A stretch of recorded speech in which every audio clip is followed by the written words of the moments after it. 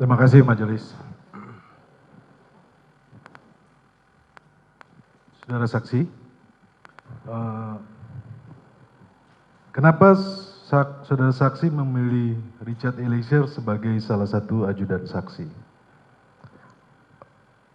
Saya diberikan saudara Richard dari Komandan Detasemen di Korbrimob 2 waktu itu, Sadam dan Richard. Sadam dan Richard. Pernahkah Richard Eliezer menolak atau membangkang perintah saudara saksi? Tidak pernah. Tidak pernah.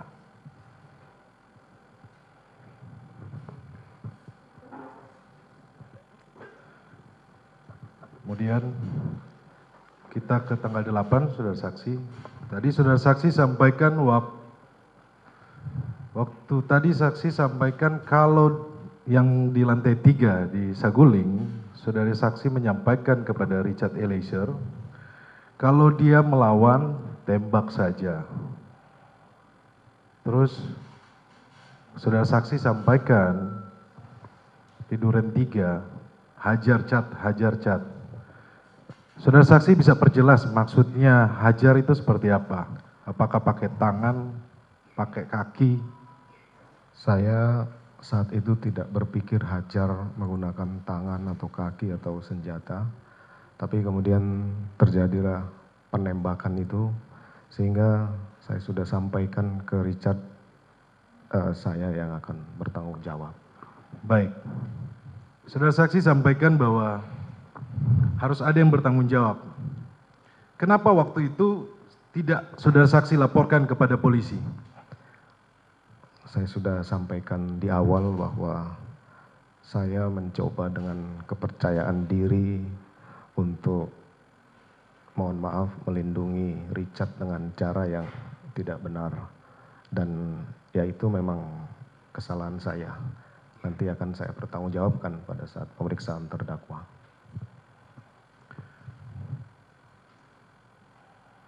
Saksi sampaikan bahwa saksi akan bertanggung jawab. Apa yang akan menjadi tanggung jawab saudara saksi terhadap Richard Eliezer yang masa depannya terancam hilang dan masih muda, saudara saksi? Ya, saya tidak bisa menjawab karena posisi saya juga harus mempertanggungjawabkan peristiwa ini.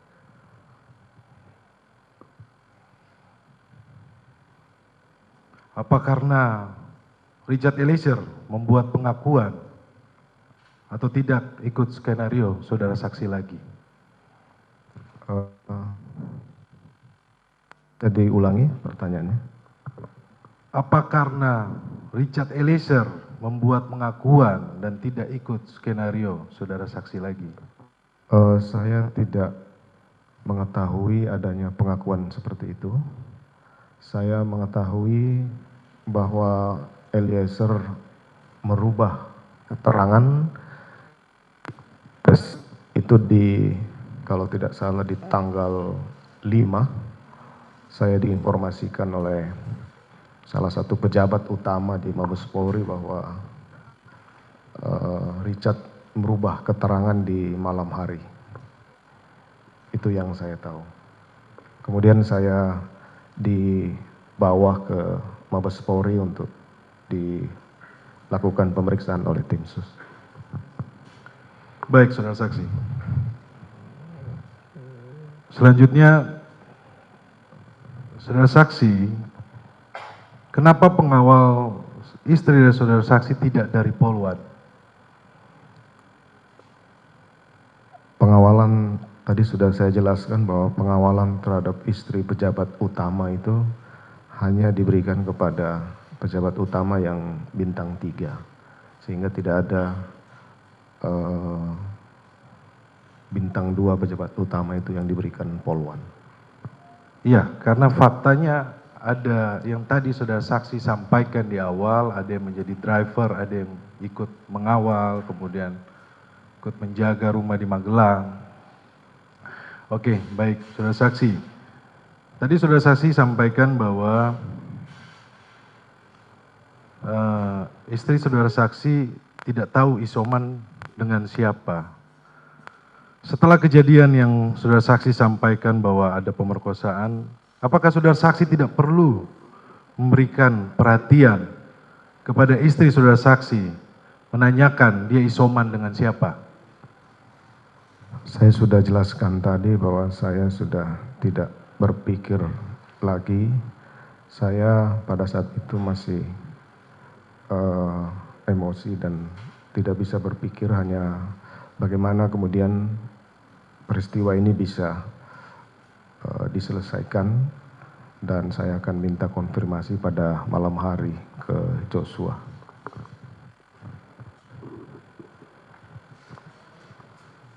Iya, saudara saksi, di dalam BAP saudara saksi tanggal 8 Agustus, saudara saksi menjelaskan bahwa Yosua memiliki tubuh lebih besar dibanding dengan ADC yang lain dan memegang senjata api yang saat itu mendampingi istri saya di Magelang. Istri saya sampaikan akan menjelaskan terkait peristiwa di Magelang setelah tiba di Jakarta. Di sini saudara saksi menyampaikan memegang senjata api. Pertanyaannya, kenapa senjata api tersebut saudara saksi tidak terpikirkan untuk diamankan? Sejujurnya saya juga tidak berpikir akan sefatal itu malam itu. Tidak berpikir sefatal. Baik majelis, berikutnya rekan saya.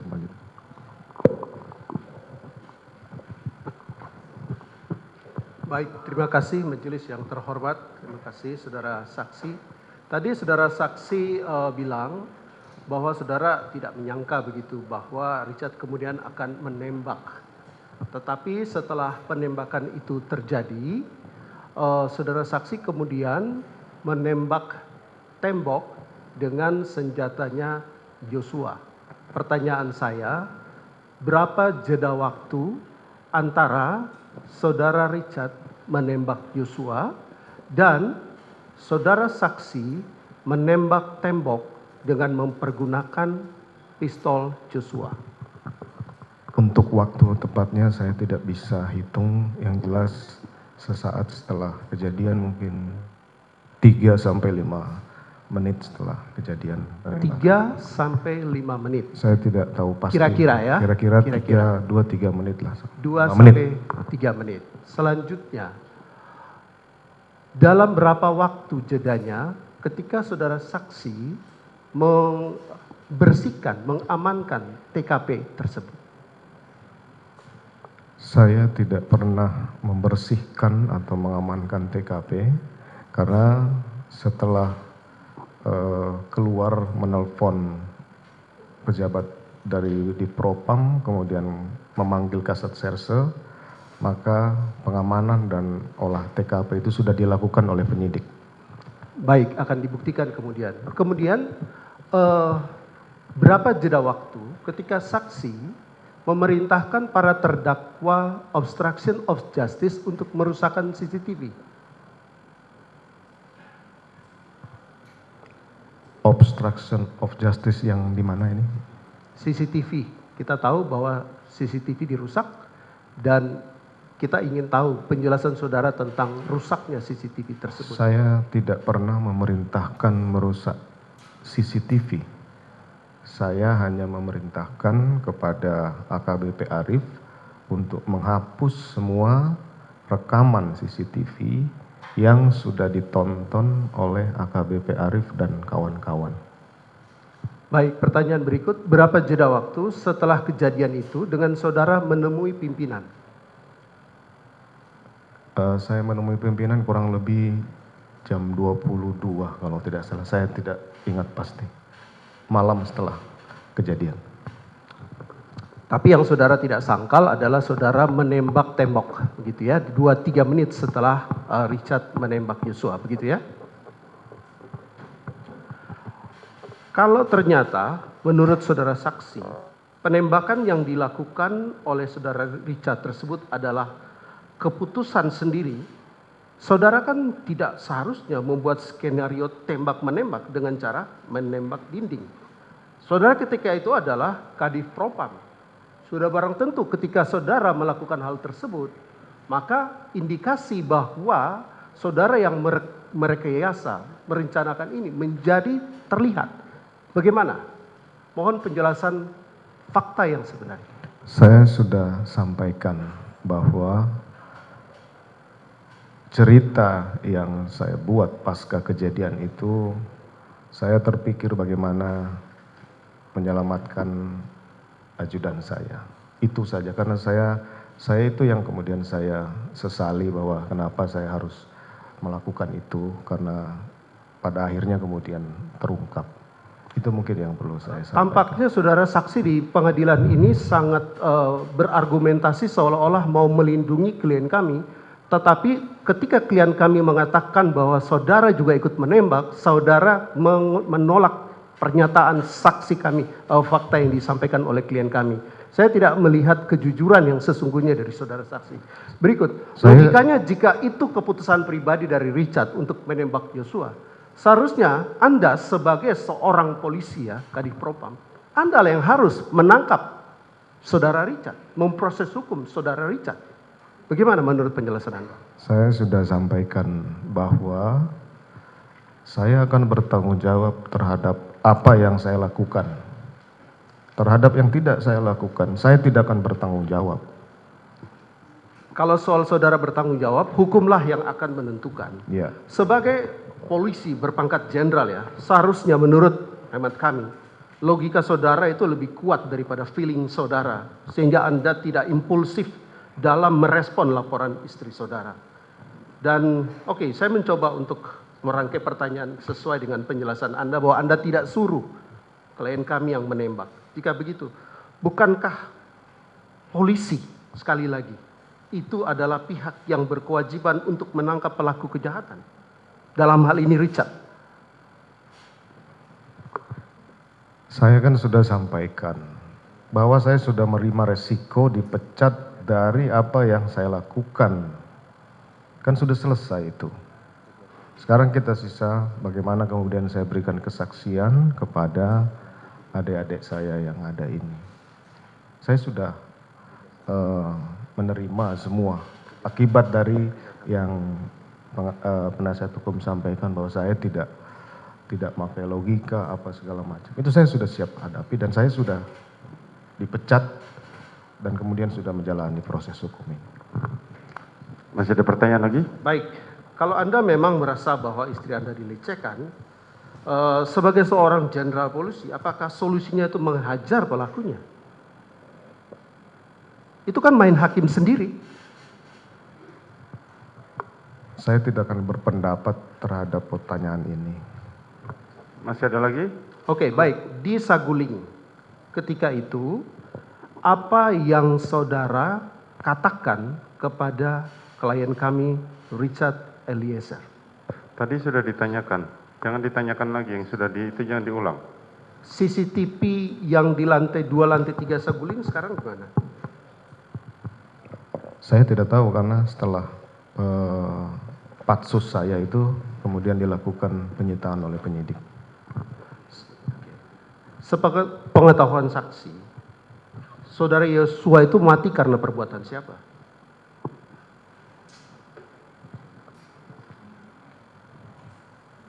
Sepengetahuan saya, ya karena penembakan. Kalau kematian itu karena penembakan yang dilakukan Richard, apakah saudara juga memiliki andil dalam kematian Yosua? Nanti silakan hakim yang menilai. Saya tidak mungkin Justru menyampaikan saya itu. bertanya, apakah saudara berdasarkan fakta yang saudara ketahui memiliki andil yang menyebabkan kematian Yosua atau tidak? Harusnya sudah bisa menilai bahwa Saya bertanya, Anda menjawab. kalau saya tidak langsung punya andil saja. nggak mungkin saya Pertanyaannya duduk langsung di sini. Langsung saja, pertanyaannya apa saja. Jangan ditanyakan pendapat, fakta saja. Kalau masih sudah tidak ada, sampaikan tidak ada. Cukup? Baik, majelis, kami mau bertanya tentang keseharian saudara saksi dengan klien kami Richard. Ya, apakah ketika saudara memerintahkan Richard untuk melakukan sesuatu hal, dia melakukannya dengan tepat atau meleset? Pada saat kejadian atau Bukan, sebelum-sebelumnya. Sebelum-sebelumnya semua yang ikut dengan saya pasti akan nurut perintah saya. Bahkan setelah kejadian penembakan pun saya sudah sampaikan tadi bahwa setelah senjatanya disita, saya pinjamkan senjata dia untuk jaga diri. Jadi jangan bilang saya tidak bertanggung jawab terhadap dia. Saya jagain dia. Oke, baik. Dari kami untuk sementara cukup. Terima kasih. Penasihat hukum Ricky.